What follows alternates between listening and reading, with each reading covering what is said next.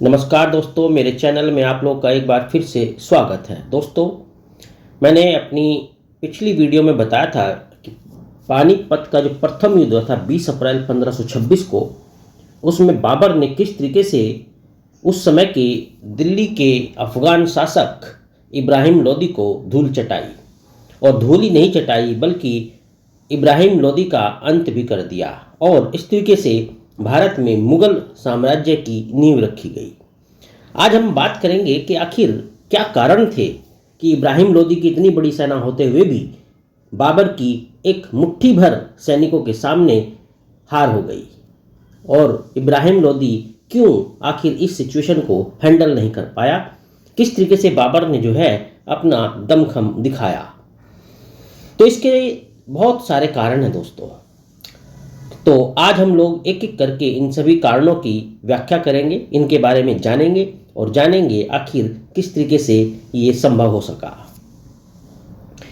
तो सर्वप्रथम जो कारण है वो ये है कि सुल्तान इब्राहिम लोदी को जो अफगान अमीर होते थे उन पे भरोसा नहीं होता था, उन पे वो विश्वास नहीं करता था और हमेशा जो है उनको एक संदेह की दृष्टि से देखता था।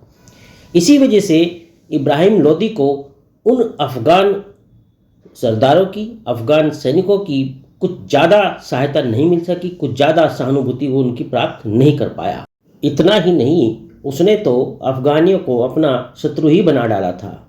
इसका एक जीता जागता एग्जाम्पल है इब्राहिम लोदी के चाचा आलम खां का। आलम खां पानीपत के युद्ध स्थल में बाबर की सहायता करते हैं, यानी अपने ही चाचा को उसने अपना दुश्मन बना लिया था। तो इस तरीके से देखा जाए कि इब्राहिम लोदी ने अपने ही साथियों का विश्वास खो दिया था, अपने ही साथियों को वो कमांड में नहीं कर पाया। इब्राहिम लोदी की पानीपत के युद्ध में हार का दूसरा मुख्य कारण है उसकी सैनिक दुर्बलता। सच पूछिए तो ये जो सैनिक दुर्बलता थी, ये बाबर की विजय में एक बहुत बड़ा फैक्टर सिद्ध हुई। बेसिकली हुआ क्या कि जब फिरोज शाह तुगलक का शासन था दिल्ली में, उस समय से ही सेना का विघटन होना शुरू हो चुका था, और उसके बाद के जो सुल्तान आए दिल्ली में, उन्होंने भी अपनी सैनिक क्षमता को बढ़ाने के लिए, इसको दुरुस्त करने के लिए कोई खास प्रयास नहीं किया, जिससे ये सैनिक दुर्बलता बढ़ती गई। और फलस्वरूप हुआ क्या कि इस सैनिक दुर्बलता की वजह से जो सैनिक थे वो अनुभवहीन हो गए और शक्तिहीन हो गए, क्योंकि उनको युद्ध करने की जो टेक्निक होनी चाहिए थी वो नहीं आ पाई और उनकी शक्ति बिल्कुल क्षीण होती चली गई। इन सैनिकों को युद्ध में लड़ना नहीं आता था, कैसे युद्ध करना चाहिए, किस कौशल से युद्ध करना चाहिए, वो विद्या इनमें नहीं थी। हाँ, ये रण क्षेत्र में अपने प्राण तो दे सकते थे, प्राण देकर ही अपनी बहादुरी सिद्ध कर सकते थे, लेकिन युद्ध को जीतने की जो कला होती है वो इनके अंदर नहीं थी। और अगर इसके विपरीत देखा जाए, बाबर के जो सैनिक थे वो पूर्णतः प्रशिक्षित थे, बढ़िया तरीके से उनको ट्रेंड किया गया था। बाबर का जो सैनिक संगठन था वो बहुत ही उच्च कोटि का था। बाबर तथा उसके जो सैनिक जीवन में निरंतर कठिनाइयाँ आती रही, उनसे उन्होंने बहुत कुछ सीखा और उन आपत्तियों को अपना एक हथियार के रूप में प्रयोग किया, जिससे कि उन्हें बहुत अनुभव हो गया चीज़ों को किस तरीके से व्यवस्थित करना है, युद्ध के मैदान में किस तरीके से जो है एक दूसरे को संगठित रूप से मदद पहुंचानी है। ये सारी टेक्निक बाबर के सैनिकों में मौजूद थी, जबकि ये सारी बातें इब्राहिम लोदी के सैनिकों में नहीं थी।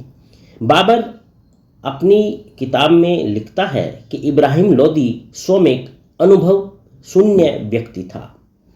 इब्राहिम लोदी के बारे में आगे बाबर अपनी किताब में लिखता है कि वह अनुभवहीन व्यक्ति था जो अपनी गतिविधियों में बड़ी असावधानी बरतता था।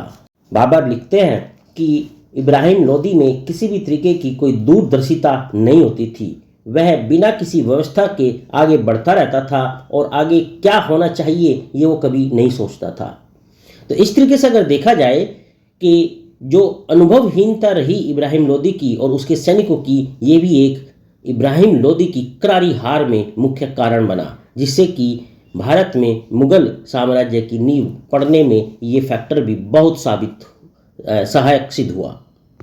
पानीपत के युद्ध में इब्राहिम लोदी की हार का तीसरा मुख्य कारण है उसकी कूटनीतिज्ञता का न होना, अर्थात इब्राहिम लोदी में जो डिप्लोमेसी होनी चाहिए थी वो नहीं थी, उसमें किसी भी तरीके की कूटनीतिज्ञता नहीं थी।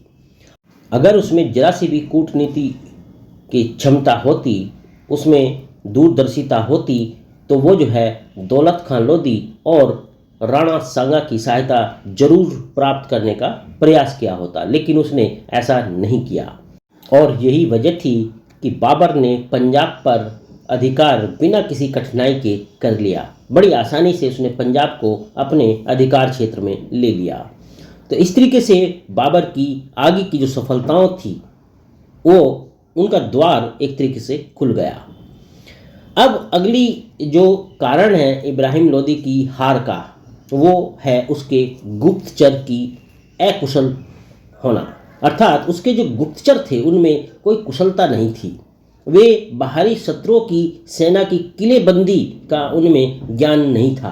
किस तरीके से बाहरी जो सैनिक आ रहे हैं उनकी कैसे किलाबंदी की जाए, उनमें इस टाइप की कोई कुशलता, योग्यता बिल्कुल नहीं थी।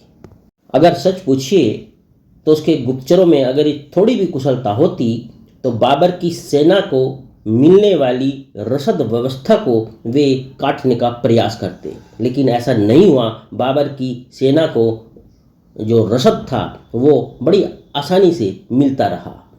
ये भी उसमें एक बहुत बड़ा मुख्य कारण था। इब्राहिम लोदी के गुप्तचर इतने निकम्मे, कहूँगा मैं तो, इतने निकम्मे निकले कि वे बाबर की जो व्यू रचना थी, वो किस तरीके से युद्ध कर रहा है, उसकी टेक्निक क्या है, उसका जरा सा भी पता नहीं लगा पाए। और मेरे दोस्तों, अगला कारण जिससे इब्राहिम लोदी हारा और बाबर पानीपत का युद्ध जीता, मुगलों की भारत में नींव पड़ी, इसका सबसे बड़ा कारण था बाबर का तोपखाना। बाबर के तोपखाने में बहुत कुशल व्यक्ति अपॉइंटेड थे, बढ़िया बंदूकची थे। तोपखाना तथा बंदूकचियों का जो नेतृत्व था वो उस्ताद अली कुली तथा मुस्तफ़ा कर रहे थे, जो बहुत ही योग्य व्यक्ति थे। दूसरी तरफ अगर देखा जाए, इब्राहिम लोदी की जो सेना थी उसमें कुशल घुड़सवारों का अभाव था, यानी इब्राहिम लोदी के पास अच्छे घुड़सवार, योग्य घुड़सवार नहीं थे।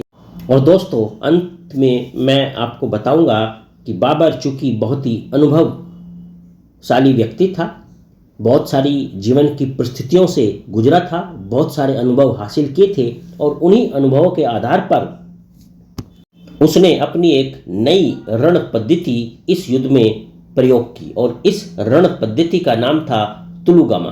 तो इस तुलुगमा रण पद्धति ने भी बाबर की विजय में एक बहुत बड़ी मदद की और एक तरीके से बहुत सहायक सिद्ध हुई। बाबर ने भारत में सर्वप्रथम इस तुलुगमा रण पद्धति का प्रयोग किया। तो दोस्तों, ये कुछ मुख्य कारण थे जिससे कि भारत में इब्राहिम लोदी हार गया, बाबर जीत गया और भारत में बाबर की यानी कि मुगलों की नींव पड़ गई। अब अगर देखा जाए तो पानीपत के ये जो प्रथम युद्ध हुआ था, इससे आखिर शिक्षा क्या मिलती है? इससे शिक्षा ये मिलती है कि युद्ध अपने कुशल सैनिक नेतृत्व, नवीन युद्ध प्रणाली, तोपखाने, अश्वारोहियों, गुप्तचर व्यवस्था और अपने सैनिकों के अदम्य उत्साह के कारण जीता जा सकता है, जैसा कि बाबर ने किया था। बाबर ने इन सारी फैक्टरों का बखूबी प्रयोग किया। इस संबंध में बहुत सारे इतिहासकार कहते हैं कि भारत में बाबर की सफलता का सबसे मुख्य कारण जो रहा वो उसकी तोपों और बंदूकों का प्रयोग था।